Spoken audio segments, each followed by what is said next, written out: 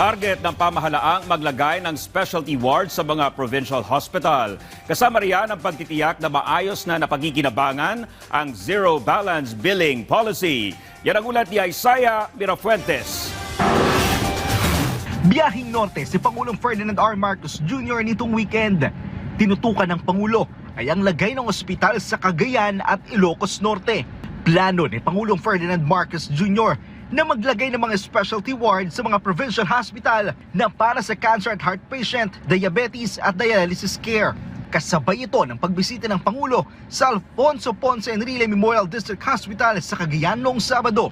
Personal rin ay nilam ng Pangulo kung maayos na naipatutupad ang kanyang panukala na zero balance billing. Ayon sa pahayag ng Presidential Communication Office, personal na tiniyak ni PBBM ang implementasyon ng polisiya sa district hospital. Sa ilalim ng programa, wala nang gagastusin ng mga eligible patient na mako-confine sa mga government hospital wards.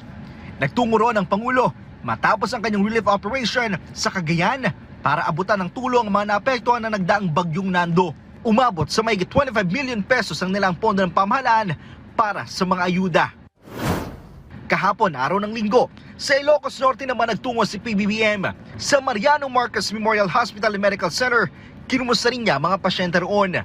4 na raang pasyente sa nasabing ospital sa Batac, Ilocos Norte ang wala nang binayaran na dinalo pa ni Pangulong Ferdinand R. Marcos Jr. Pagsagot ito ng pamahalaan sa check-up, ward ng pasyente, bayad sa doktor at gamot ng pasyente.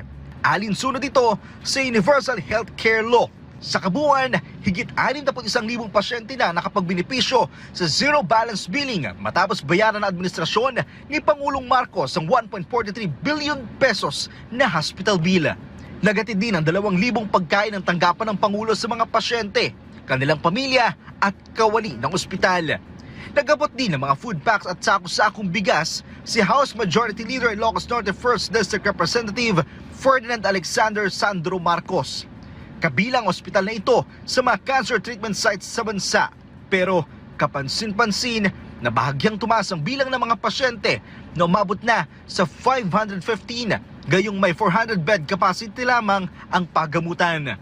Kasabay ng pagbisita ng Pangulo sa Ilocos, nakita rin namin ang Pangulo kahapon na nagtungo sa Immaculate Conception Parish sa Batac, Ilocos Norte. Kahapon kasi ay 36 na death anniversary ng kanyang ama na si Ferdinand Marcos Sr.